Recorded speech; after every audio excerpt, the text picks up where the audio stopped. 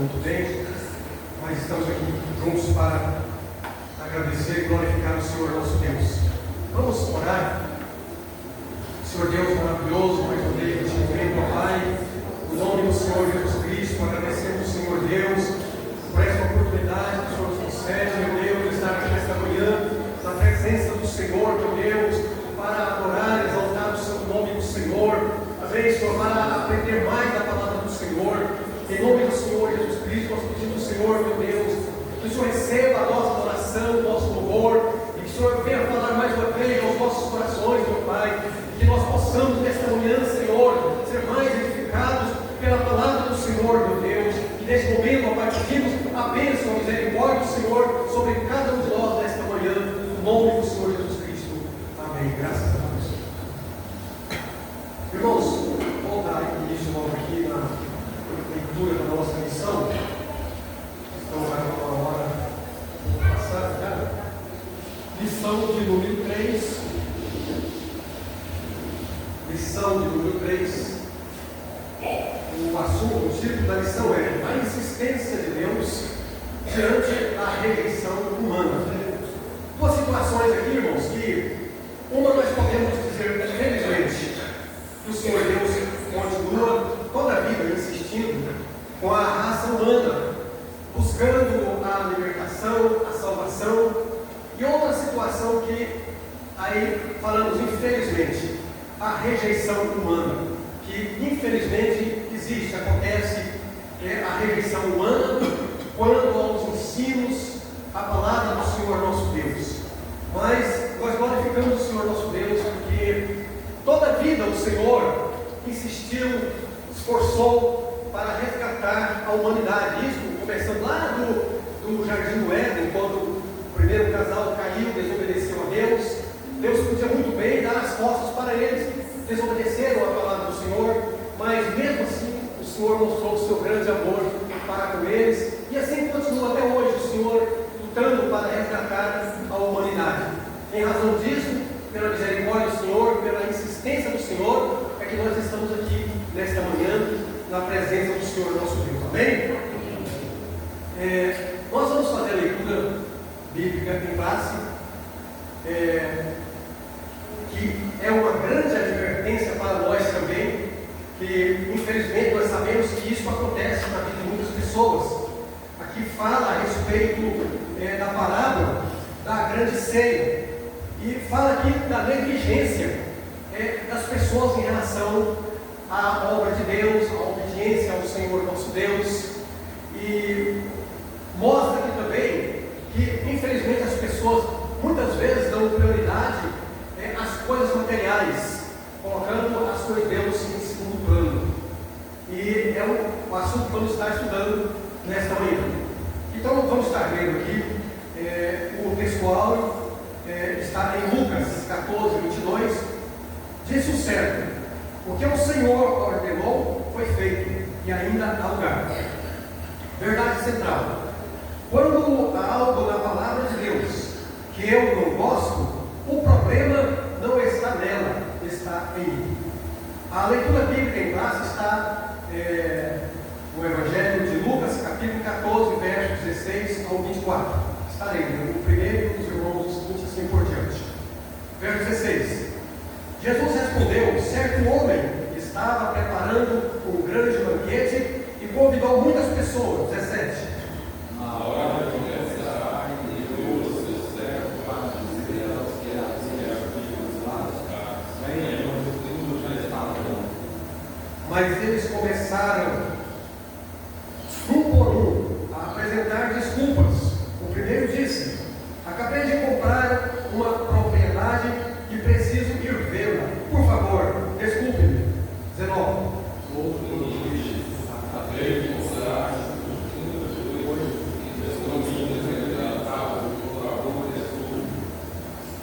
Ainda outro disse: acabo de me casar, por isso não posso ir. 21. servo voltou e relatando isso ao seu senhor. Então tomou a cartada e trouxe e ordenou aos seus servos: vá rapidamente para as ruas e pretas da cidade e traga as fotos das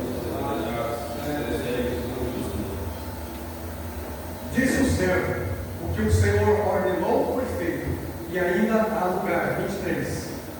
Não dias de ordens, lavados caminhos, lavados,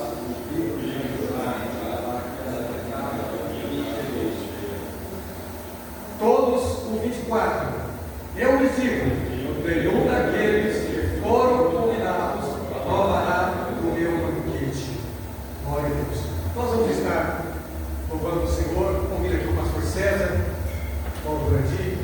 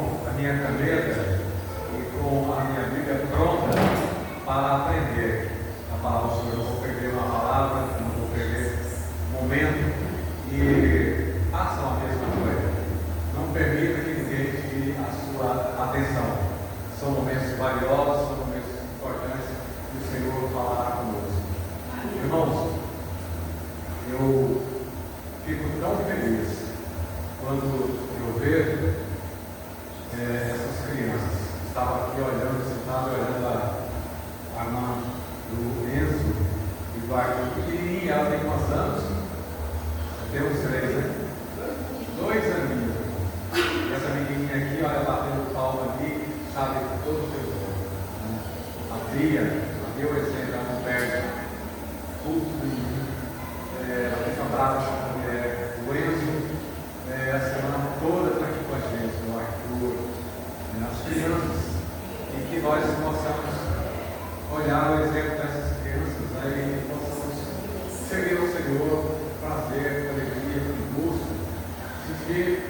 desejo ardente de estar na casa do Senhor, lá aprender a palavra do Senhor, lá adorar o nome do Senhor. Nesse momento nós vamos ouvir o pastor Batista estar ministrando. Muito obrigado, pastor, por vindo. Feliz, Deus prospere a sua santa palavra.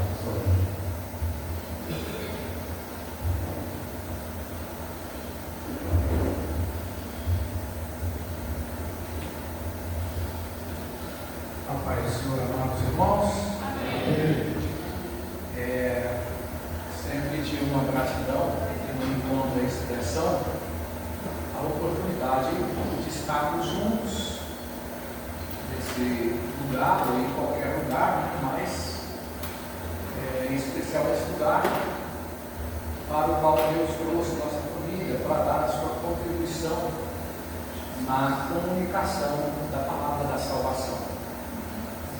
Realmente é indizível a alegria de ver o pastor Jacó, sua esposa, o pastor Joel e demais irmãos engajados na continuidade de uma obra que não é nossa, ela foi confiada a nós, mas ela é do Senhor.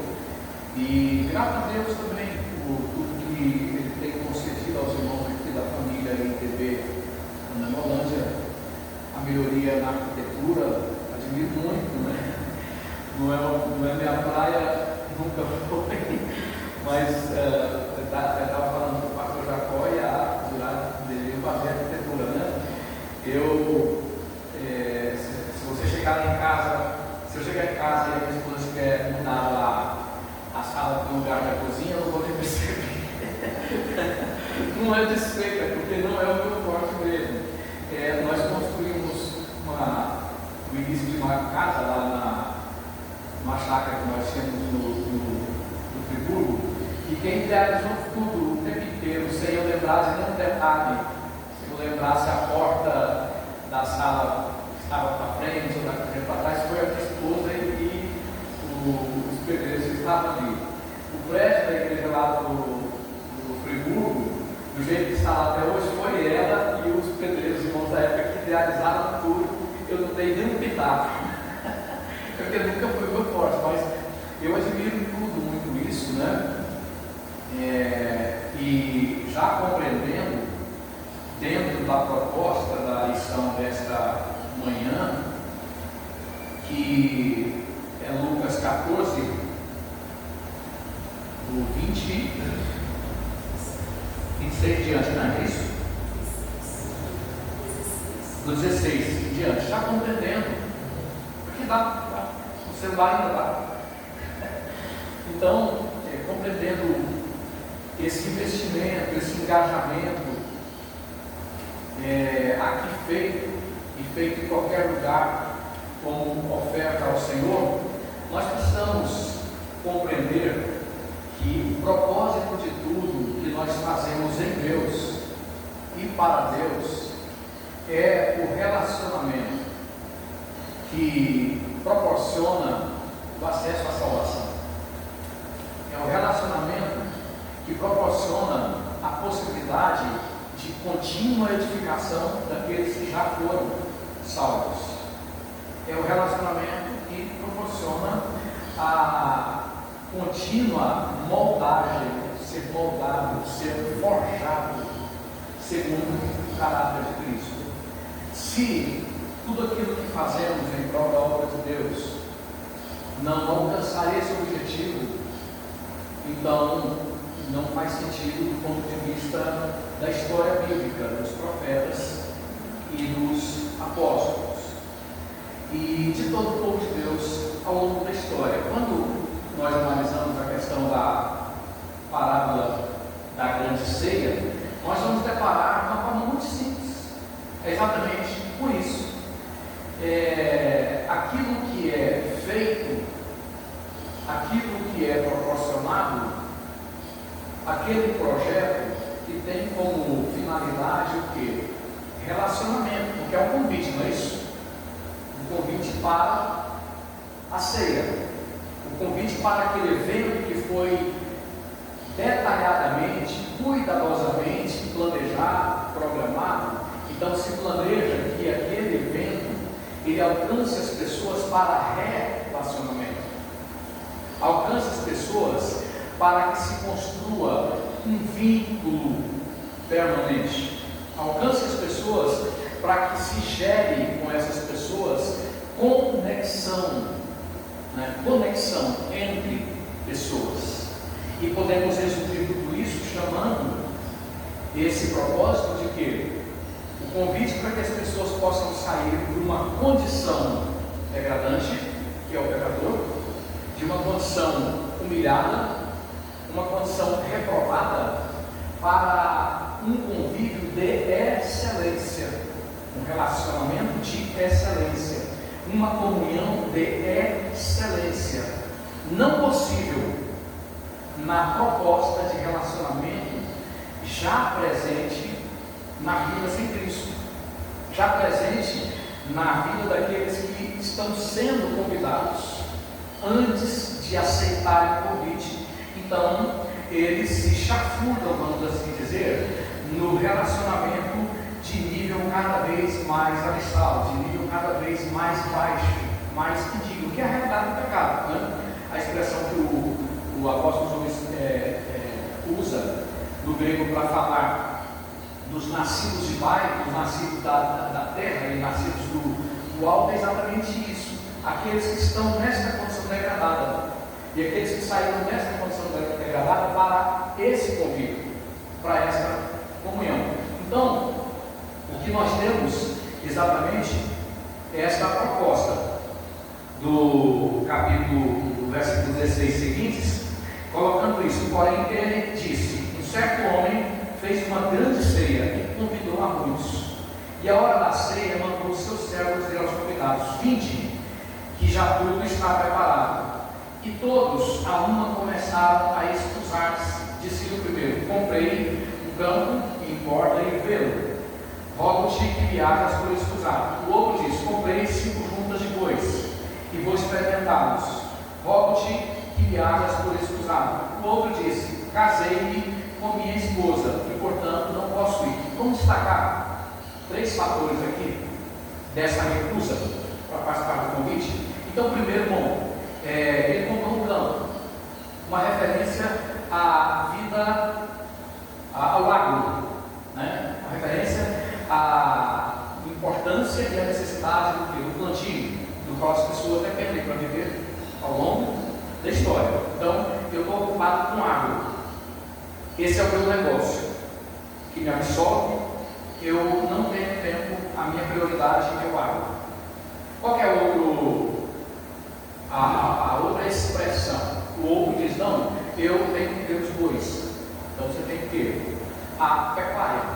Meu negócio é a pecuária. Eu estou ocupado, essa é a minha prioridade. Eu não posso ir para esse convite porque essa prioridade se impõe.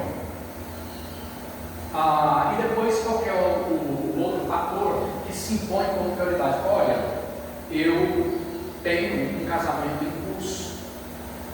Então, a minha família é a minha prioridade. Para tentar não complicar, e eu luto muito para não ser assim prolixo, né? Estou conseguindo bons resultados, viu, professor Jacó? Lá no Friburgo, eu fui logo cobrado pelo Friburgo: olha, não tem condição não. Colocações muito prolixas, muito complicadas e tal. Aí eu falei para ela: mas a senhora não acha que eu melhorei? Não, porque tem gente mais ainda que eu melhorei. Eu estou melhorando, né? Então, eu estou nessa luta. Estou conseguindo alguns resultados não desprezíveis. Não desprezíveis. Mas então vamos lá. Ele cita esses 3 elementos: o agro, a pecuária e a família, como prioridade, motivo pelo qual ele não tinha condições de dar prioridade a esse convite. Situações que se impõem como prioridade no lugar do relacionamento proposto pela graça e pela misericórdia de Deus. Realidades atualíssimas para qualquer época. Realidades que têm se imposto em qualquer época, quando as pessoas dizem claramente: eu tenho prioridades. Eu não posso me comprometer com esse convite. Eu não esta proposta de relacionamento que, por graça, misericórdia e amor, me está sendo proposto. Me desculpe, mas eu tenho prioridades. É uma situação triste, com a qual todos que pregam a palavra de Deus em verdade deparam. Já ouvi isso no meu ministério aqui. Já ouvi isso. Olha, pastor, desculpa. Eu e minha família temos prioridades. Temos outras prioridades. E aí você vai percebendo que estas outras prioridades, elas não são situações, vamos dizer assim, simples. Não são situações que não venham a pesar na condição espiritual das pessoas. Essas prioridades, elas são definidoras para a desenvoltura do caráter das pessoas, para mal. Elas são decisivas na rejeição das pessoas para com a graça salvadora. Essas prioridades, elas são entendidas desde o começo. Quando Deus chamou o homem, criou o homem, o ser humano, para isso, proposto na parábola da grande ceia, que é o que? Relacionamento, convívio de excelência. Antes do pecado e depois do pecado, por graça, ausência total de mérito. Então, desde o pecado, essas prioridades se impuseram na prioridade que é o convívio, que é a comunhão com Deus, que é o relacionamento, se impuseram. A proposta da serpente passou a vigir a partir daí. Bom, ele colocou isso aí. Eu tenho para você outra prioridade. Foi assim que ele te disse, mas eu tenho para você aqui uma outra instrução. Isso não pode ser acatado desta maneira.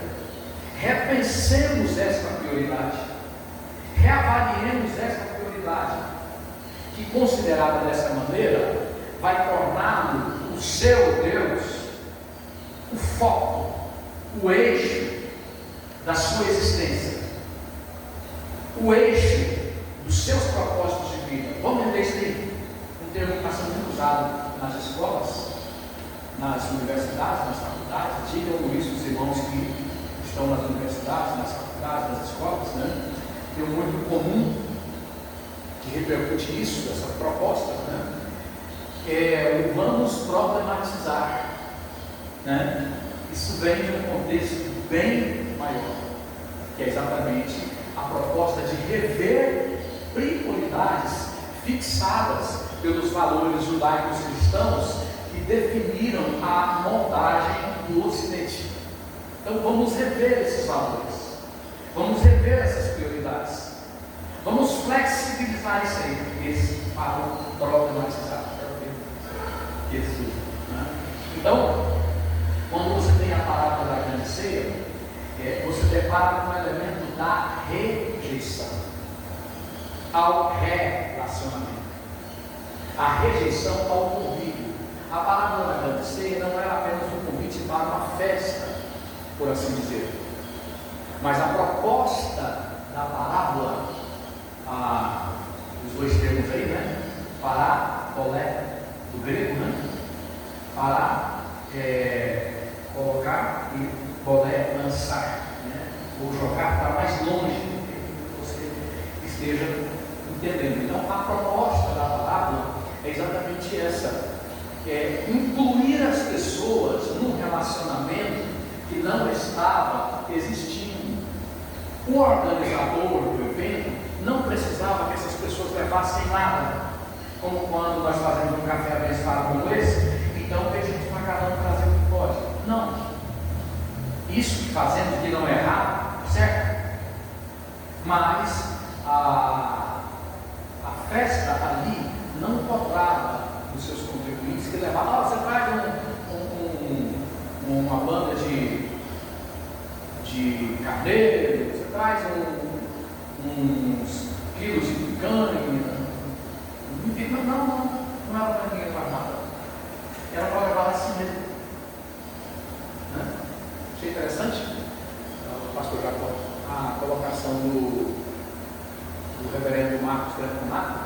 super recomendo, né? Um grande homem de Deus, que pese a sua vertente calvinista, com a qual não vamos concordar muito. Mas ele junto com o Luiz Saleiro, são, assim, não diria nem caminhões, mas são frotas e navios de ensino, né? Incrivelmente. Ele coloca o seguinte, que no momento de oferta, de dízimos, ele fez um pedido muito humilde. Ele disse o seguinte: olha, você que ainda não aceitou Jesus como seu único e suficiente Senhor Salvador, eu te peço, por favor, não coloque nada nesse meus atributos. A oferta é você. Se você ainda não se ofertou, não faça isso. Você vai ofender a Deus. Você não vai ofertar. Você vai afrontar. Você não vai ofertar. Hoje está aí para quem quiser ver os escândalos, por causa da pricolização de um conceito prostituído que é oferta. Autoridades cristãs envolvidas no escândalo do INSS, do Orcado, várias outras, né? Então, aí ele coloca o seguinte, que ele pediu o assistente, era um culto. Ele falou: olha, eu peço uma coisa para você que ainda não é oferta, ainda não se converteu. Não coloque dinheiro. A única oferta que eu peço que você faça nessa noite é que você se renda a Deus. Só essa. Se você ainda não é oferta, então você seja oferta. Você se renda. Oferta é isso mesmo, né? Então, é só uma parte, né? Mas a proposta da ceia era a aceitação das pessoas sem o que as pessoas pudessem dar. A questão era relacionamento. A questão era convívio. A questão era comunhão. A questão era a proposta da graça em incluir os excluídos pela sua opção de pecado. Essa era a proposta. E qual que é a outra realidade dentro do mesmo contexto? A proposta do convite, a proposta da graça, da misericórdia, rejeitada. Se você for analisar os termos hebraicos ali de Isaías 53, você pode traduzir dessa maneira: ele foi o mais rejeitado e botado para o escanteio, desprezado. O termo rejeitado é correlato também do termo soné, que é odiar. Então eles nutriam por ele, que queria incluí-los por graça, eles nutriam por ele ódio, aversão. Se você for pregar o evangelho genuíno, você nunca vai ter uma multidão de pés aplaudindo. Mas não vai mesmo. Se for o evangelho da graça, se for a exposição genuína do evangelho, não conte com plateia em pés aplaudindo, porque isso nunca aconteceu. Isso nunca vai acontecer. A unanimidade das massas ao longo da história fundamenta-se na proposta da lição: rejeição ao convívio, rejeição ao relacionamento, rejeição à comunhão. E essa rejeição por si só, ela traduz-se no ódio. Odiaram-me sem o quê? Sem causa. Odiaram-me sem causa. Então, ele veio, mas eles detestaram. Eu sei que é difícil para nós, que temos a intenção de que esses bancos estejam lotados. Não é fácil. Não é fácil. Mas nós não podemos facilitar isso, não.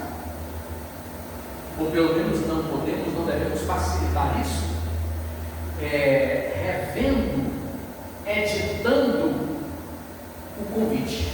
O convite é esse: venha, quero você incluído nesse relacionamento, que se você deixar, esse relacionamento te salva, esse relacionamento te muda, esse relacionamento te relacionamento te aperfeiçoa para você ser oferta, para que quando ele vier você não seja confundido.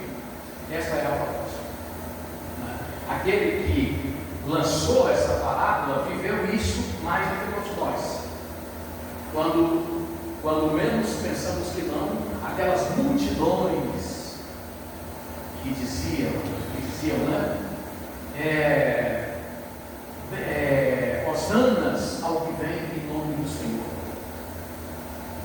Bendito que vem em nome do Senhor. Daqui a pouco essa multidão, quando ele coloca a proposta, quando ele coloca o cerne no convite, essa multidão se dispersa toda. Se dispersa toda a ponto de que lá em João capítulo 6 vai ficar só os gatos pingados. Judas já tinha saído para Jesus. E Jesus coloca: vocês também não querem ir? Porque assim, poderia ser lido como uma crise ministerial, né? Pastor peça relatório, sai pastor toda a igreja. Então, Jesus poderia falar: não, vamos combinar aqui, vamos arrazoar. O discurso realmente é um caldo muito grosso. Vamos comedirmos, né? Para que o discurso se torne mais palatável, para que o convite ao banquete se torne mais aceitável. Vamos flexibilizar com uma proposta progressista, né? Presente nas universidades, nas escolas. Vamos problematizar? Nem um pouco, nem um pouco. Pelo contrário, um engrandecimento que mostrava um compromisso incondicional com a proposta. Vocês também não querem ir embora? Não quero ser problema para vocês. Não se façam advogados. Eu tenho consciência do meu caminho, mas vocês são obrigados. Vocês também não querem ir? É onde Pedro coloca, né? Mas para onde? E para onde? Qual outro convite que nós podemos receber com poder para nos trabalhar com essa única salvação? Qual convite? Então, rejeição é o princípio ativo de todos aqueles que não vieram em atendimento à proposta da graça. Você tem aí dois opostos, né? A proposta da graça, que mostra a ausência de mérito, porque não precisava fazer nada para o convite, nada para a festa, nada para a canseira, simplesmente vir: eu quero mudar você, então você não vai pagar nada, o preço eu vou pagar, vamos pagar por isso. Né? E, por outro lado, a natural rejeição humana. É preciso que seja melhor esclarecido o modo, a forma como acontece a aceitação ao convite. É fundamental que entendamos isso na proposta da parábola aí. E antes de falar disso, que é fundamental, falando um pouco mais sobre rejeição, eu estava conversando muitos anos atrás com o oficial do Exército, que tinha atendido, que tinha ido numa viagem para os países árabes, e eles colocavam aquele banquete farto, né? E ele comia e estava já sem condições de comer mais, e eles trazendo, e ele tinha sido orientado: na cultura deles, se você parar de comer, é ofensa. Isso é ofensa. Na cultura deles, dessa gente, se você parar de comer, eles se ofendem. Eu acho que tem gente que não tem esse problema, não, né, pastor?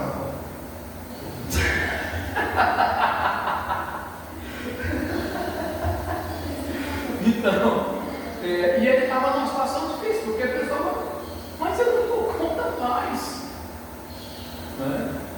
Aí, quando ele cometeu um deslize, ele abortou.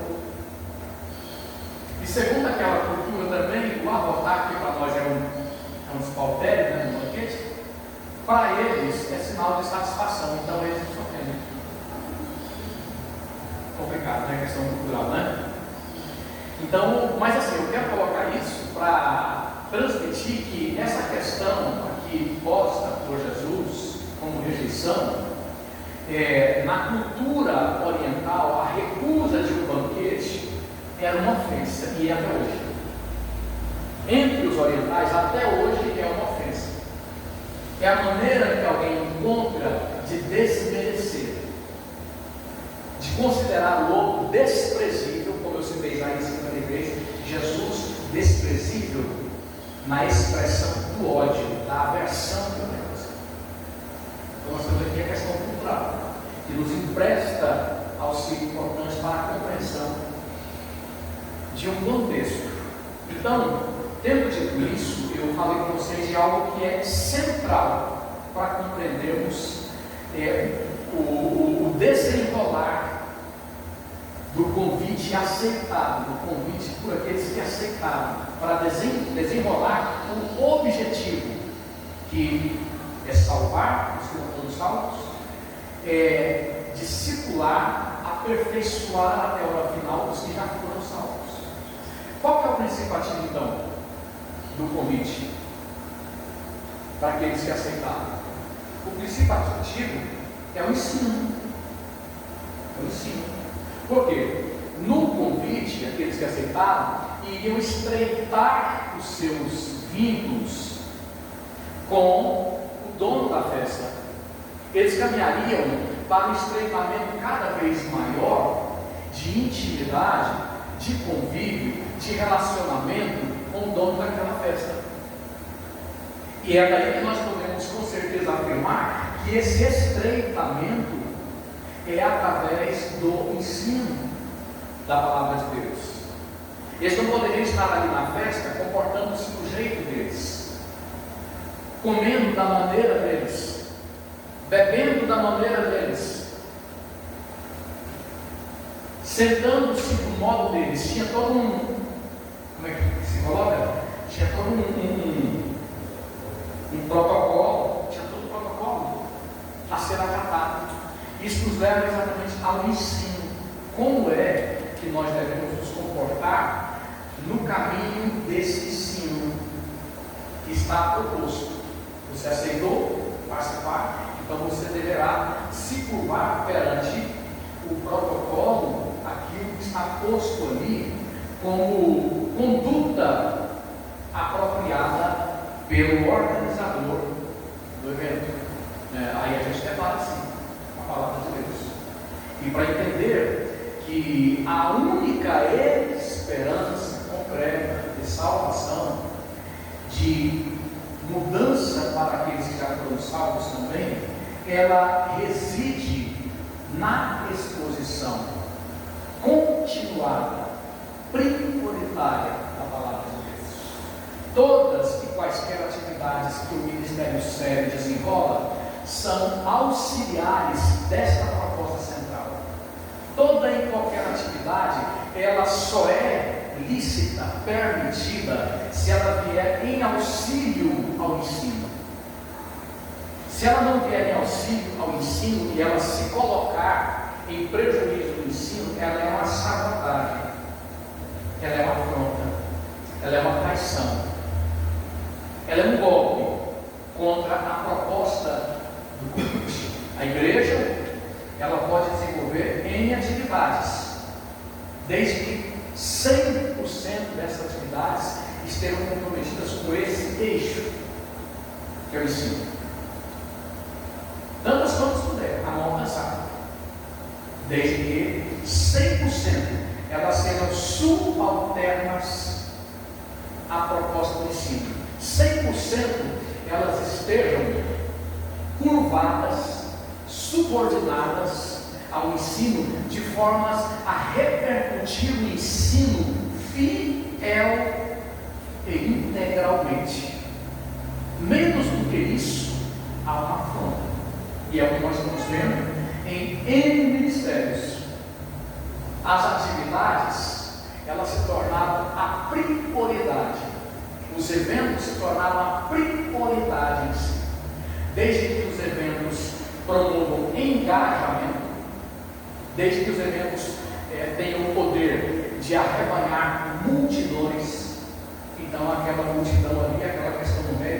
se impõe como definição de sucesso no ministério.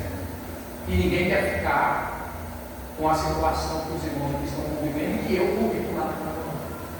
E que muitos pastores sérios convivem. Não estou falando que todas as igrejas que têm duas pessoas são assim. Não estou falando isso. Aqui, uma questão de mérito. Se ela está cheia por causa do ensino da palavra de Deus, isso é desejável. Por quê? No desenrolar da parábola, nós encontramos também a nossa missão. Olha, a elite, aqueles que se consideravam prendados religiosamente, não quiseram vir. Demonstraram o desprezo, o ódio, a proposta do ensino. Então ele tem ali dois momentos, ou duas classificações, que era para sair, apanhando que eles estivessem pelos bairros, pelos arredores da cidade, aqueles que não estavam dentro do politicamente correto, da religiosidade, saem e vai alcançar essa gente, vai atrás dessa gente. Aí depois se estende ainda mais, dizendo: olha, vai pelos valados, vai pelos campos. Aí nós podemos resumir tudo dizendo: olha, você já deu uma oportunidade tão sobeja que você está, a gente que está esnobando na palavra, a gente com a qual você está se acabando, e passam-se os anos, eles não querem nada, não querem compromisso. Você já deu um pouco dessa oportunidade para as prostitutas, para os gays? Você já deu um pouco dessa oportunidade para os traficantes? Você já deu um pouco, você já se sentou para conversar? Não começando a pregar, mas propondo um relacionamento.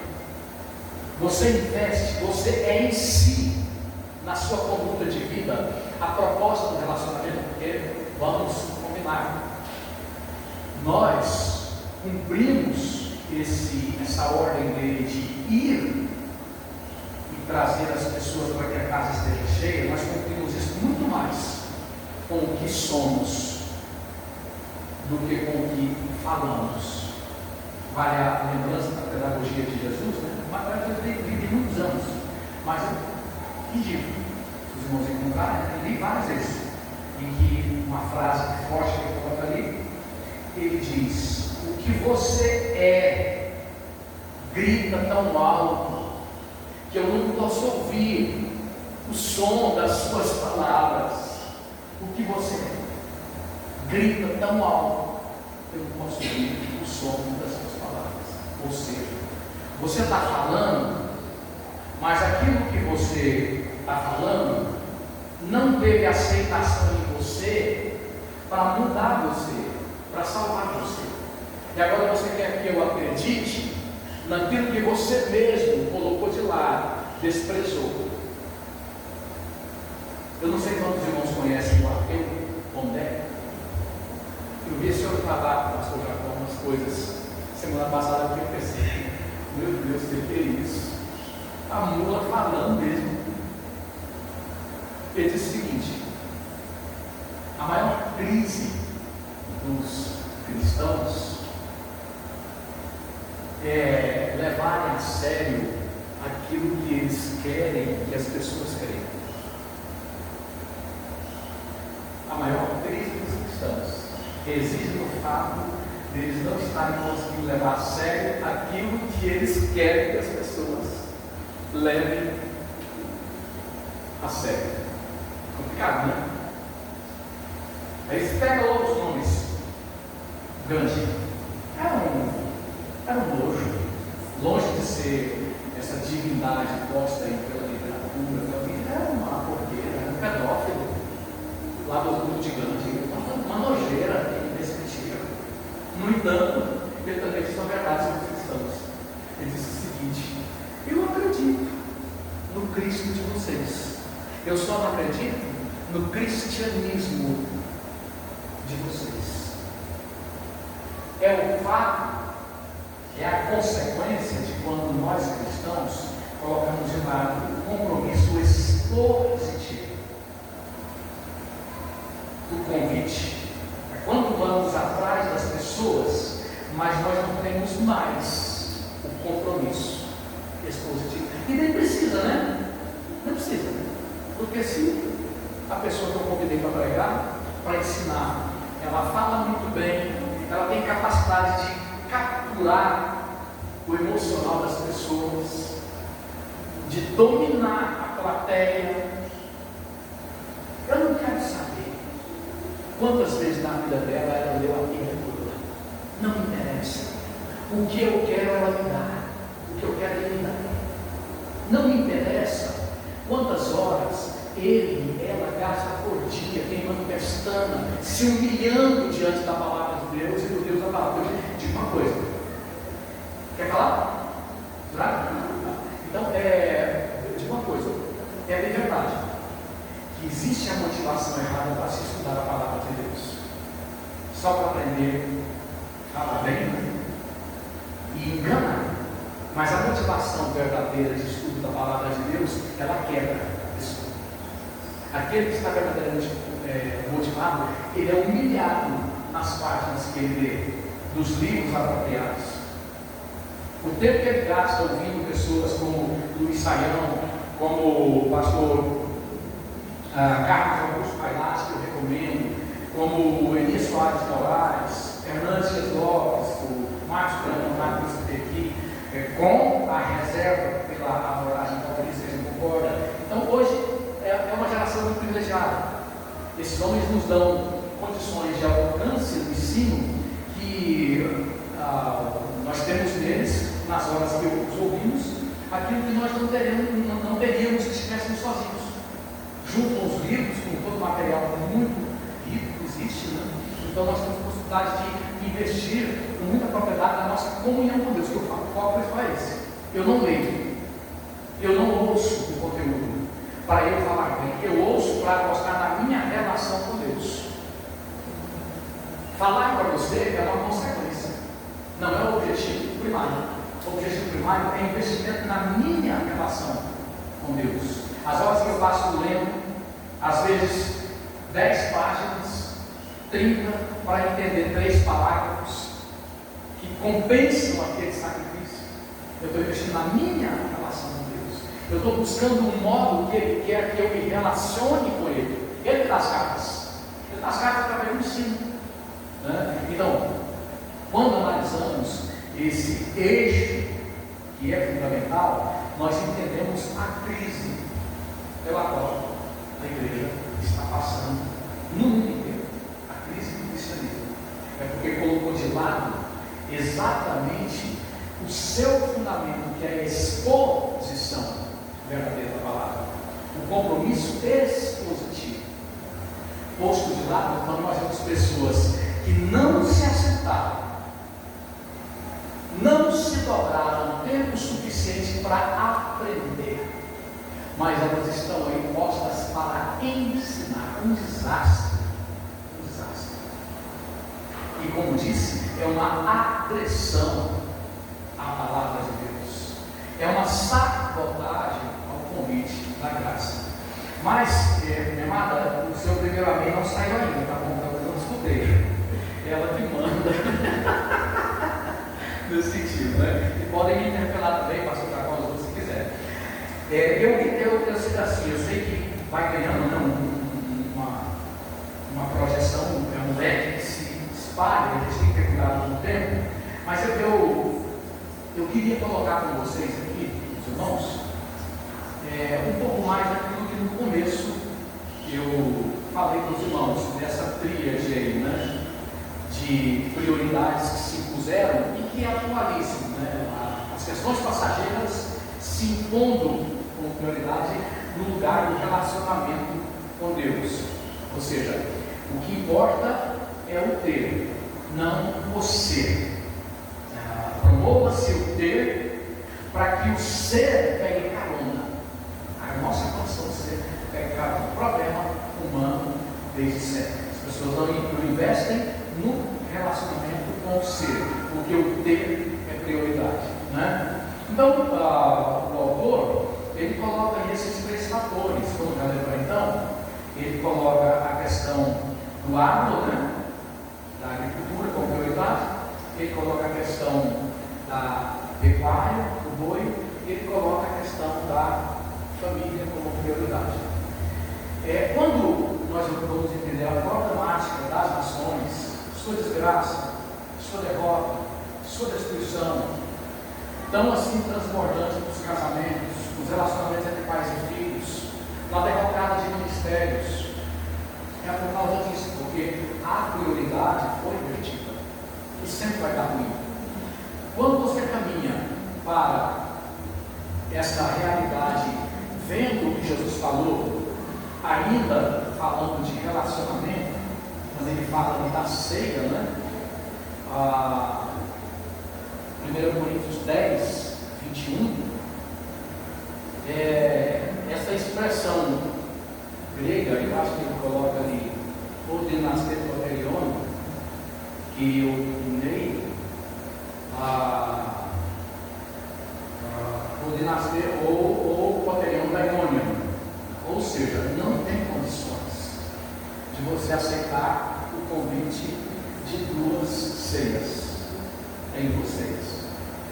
Se você rejeita o convite, a proposta do ensino para o relacionamento configurado na ceia do Senhor, então você vai aceitar o convite dos demônios. Aí ele prossegue, você vai beber o cálice dos demônios. Não, as duas serpentes, ele prossegue, ordenaste trapézios, trapézios criou, né, a trapeziada na mesa, cai, ordenaste trapézios daimonion, mesa do Senhor e mesa do não tem como. E fatalmente, a rejeição ao convite da graça que se desenrola através do ensino como instruído, essa rejeição não te dá uma terceira via. Paulo está falando da igreja. A igreja estava se comprometendo com demônios. Se você analisar o contexto é esse, a igreja colocou de lado o verdadeiro ensino, a sã doutrina, depois ele vai falar para examinar a luz assim. A igreja de Corinto era uma igreja que estava colocando de lado o quê? A genuinidade, a simplicidade do ensino da palavra de Deus, para fazer o quê? Para abraçar a proposta do sincretismo religioso daquela época, do ensino daquela época, que era um sincretismo religioso, daquela cena dos cultos de mistério, né? Os vários iniciados, a experiência humana no lugar da palavra de Deus, muito em volta das igrejas pentecostais. Então, colocou de lado em nome do sincretismo religioso greco-romano, somado com o quê? Com a filosofia, né? Platão, Sócrates, Hipócrates, Aristóteles, aí tem a questão da sofística também, os caras que eram capazes de, no patamar de Deus, pela habilidade no verbo, né, na oratória, fazer a multidão chorar em poucos segundos e ao mesmo tempo, em poucos segundos, fazer a multidão sorrir. Em poucos segundos, a capacidade de fazer o quê?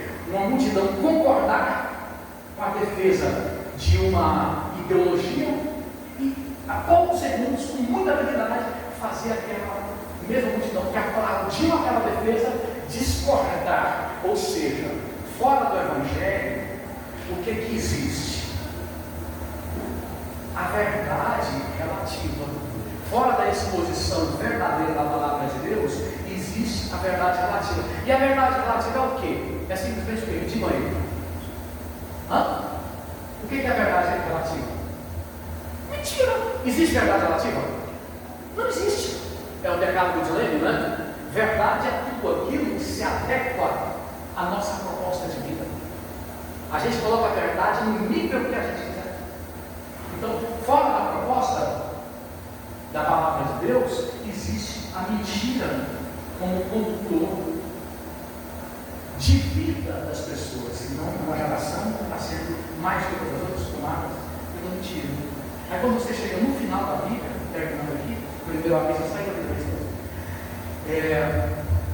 quando você chega no final do Apocalipse, você vai ver o que ali, o capítulo 18. Depois os irmãos que ainda não leram, leiam, os que já leram, leiam de novo, com esse norte aqui. O que ele está falando ali?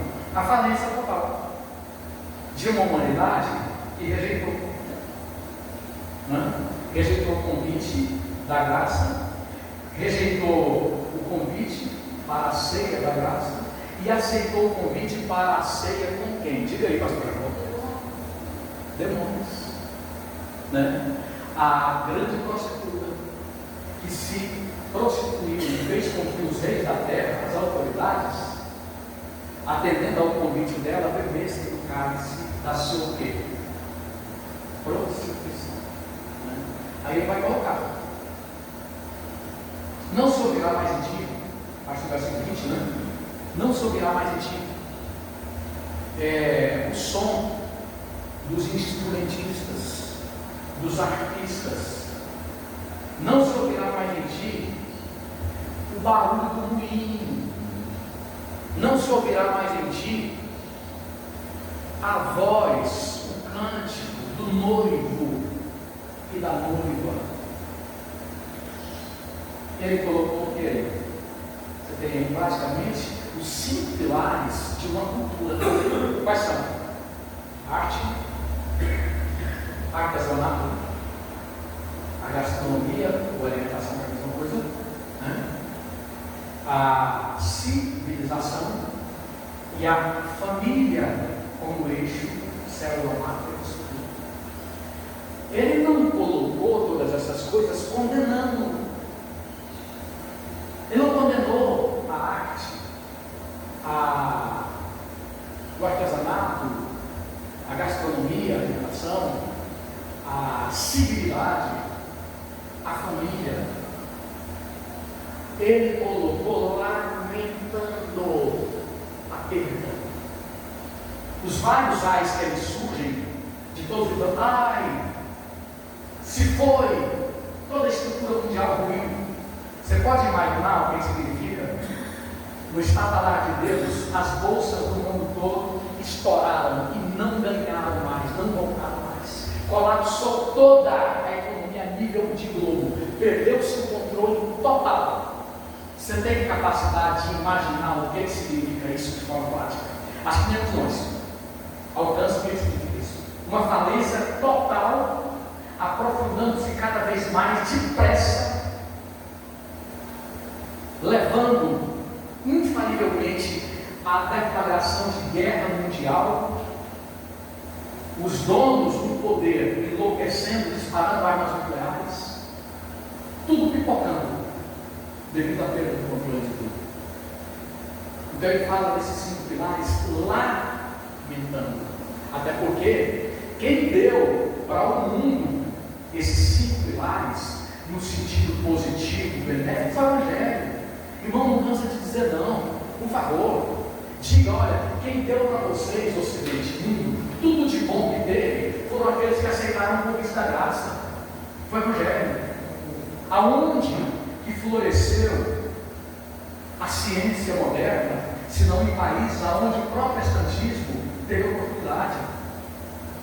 Suíça, Suécia, Finlândia, Noruega, Holanda, Canadá, Estados Unidos, testemunharam. Aonde o protestantismo floresceu, teve chance, então fluíram todas as benesses. Tudo que é verdadeiramente bom que o mundo desfrutou foi aqueles que, acreditando no convite da graça, trouxeram para o mundo. Você para pensar, as maiores universidades que fizeram época na história da humanidade foram resultado da abertura para o Evangelho através do protestantismo. A Igreja Católica contribuiu com as escolas privadas. Agora, a escola pública, depois você pesquisa sobre Lutero e Melanchthon, o que foi que aconteceu ali. A acessibilidade, a educação que abriu as portas para a tecnologia, para a ciência, para tudo, foi o protestantismo. A educação, tá? O que está acontecendo agora nas universidades é doutrinação. Mas a educação foi o protestantismo. Só que. Então, veja bem, você para analisar todo esse contexto e ver, olha para o Apocalipse. Que ali não é uma condenação a esses pilares, mas é uma lamentação pelo desvirtuamento. E antes de passar para o que falar ali, ou para vocês também, chama atenção para os termos gregos. desse desastre da rejeição ao convite da graça, né?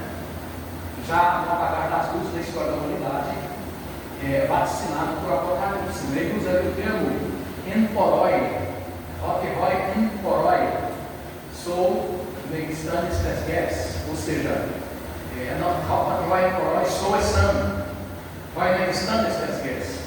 Vamos traduzir? O emporoi, o que essa palavra se lembra? É uma palavra bem conhecida. Quer falar com você? Emporoi. Empório, comércio, mercado, economia. Está entendendo? Os seus emporóis, eles foram o quê? Os megstanes. Megstanes lembra o quê? Megstanes. A palavra comum, não seja. Mega, master. Entendeu? Os seus empresários, eles foram os megas, os grandes da terra. Aí ele prossegue dizendo o seguinte: eu estou falando da rejeição do convite da graça, fecha aqui, já está. Rejeição do convite da graça para aceitar o convite da desgraça, né? Essa é a verdade. Então, veja bem, ele prossegue dizendo que esses mesmos emporóis, eles usaram o ensino, né? Ele usa o termo farmaqueia, né? E usa outro termo também, colanetessam. Então a junção dos dois, farmaqueia, o que você lembra? Farmácia. Só que o sentido ali é tudo. É a medicação e a feitiçaria. Para começar, a indústria farmacêutica nunca enriqueceu tanto como nos nossos dias, associada à psicologia, vendendo remédios que não são remédios para tratar doenças que não são doenças. Aí ele diz o quê? Que o Eblanetessan, né, engano, é uma redundância. Ele diz o quê? A todos eles enganaram a farmaqueia com a multidão de suas feitiçarias, mídia, literatura, a doutrinação tomando espaço da educação, para toda uma humanidade que fez o quê? Rejeitou o ensino da verdade, tornou o ensino da verdade desprezível, não aceitando o convite da graça, e consequentemente lhe restou, no lugar da educação que salva, a doutrinação que deprava. Até aqui, não vou esperar o senhor para mim da minha palavra. Obrigado, pastor Valdir. Deus continue usando. Irmãos, Jesus, na palavra do Senhor, ele diz o seguinte: que o semeador saiu a semear. Quem é o semeador? Responde: quem é o semeador? Quem pode me responder? Quem é o semeador? Jesus é o semeador. Ele saiu a semear. E a primeira semente caiu aonde?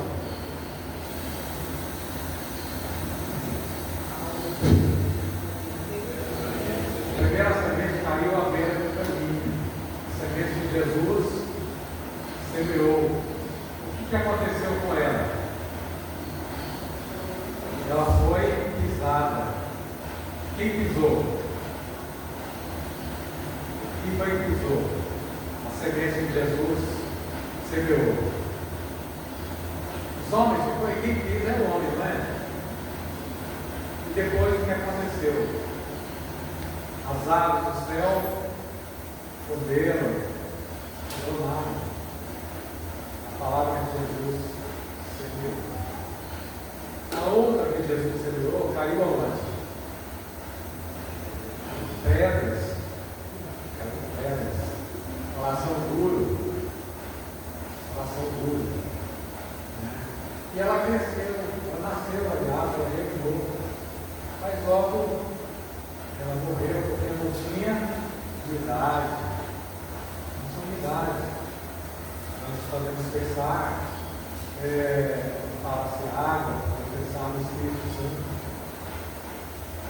E a outra caiu aonde?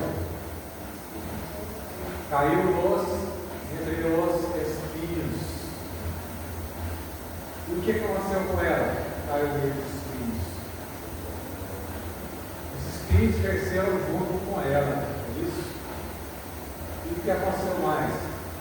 Uma pessoa tocada pelos espinhos. E a outra caiu aonde? Em boa terra. E ela deu quanto? Fruto? 10 por 1, foi? 10 vezes mais, foi isso? 10 vezes mais é uma boa colheita, não é isso? A pessoa, tudo que você plantar, tudo que você semear, tudo que você investir, você receber 10 vezes mais, bom demais, não é? Se vocês que têm dinheiro aqui, na igreja, muito dinheiro mesmo, se investirem para receber um pouquinho a mais, vai estar feliz, né? Se ele receber 10 vezes mais, ele vai ficar super feliz. Aumentou 10 vezes mais. Mas o que Jesus falou é que ele recebeu com tanto prazer, com tanto gosto, tinha tanto interesse, que ela não cresceu, não multiplicou 10 vezes mais, multiplicou 100 vezes mais. 100 vezes mais. Irmãos, quando você se colocar no senso para ouvir a palavra de Deus, irmãos, receba. Essa palavra aí é de Deus. Essa palavra é de Deus, irmãos. Diga de toda aceitação. Irmãos, eu fico ali no meu canto ali, irmãos, e posso mexer na Bíblia. Peguei uma revista emprestada inteira, na correria, esqueci a minha casa, e acabei de uma revista que não é minha. Mas eu fico ligado ali porque eu necessito de aprender a palavra de Deus. Eu peço, eu já pedi muitas vezes. Não chegue perto de mim. Não fale comigo. Não converse comigo. Quando a pessoa entra nos ônibus, ela apaga, não fale com o motorista. Não fale com o motorista. Quando eu vou estudar a palavra de Deus, eu levanto o escuro para estudar, e eu fico feliz porque eu não ouço ninguém perto de mim. Quero ouvir a palavra de Deus. Irmãos, quando vocês puderem ficar, quando vocês tiverem o prazer de sair de sua casa para ouvir a palavra do Senhor, para aprender, vai crescer sem dúvida o seu coração. Então, quando nós viermos para a casa do Senhor, venha com fome, venha com sede para ouvir a palavra de Deus. Que Deus abençoe vocês.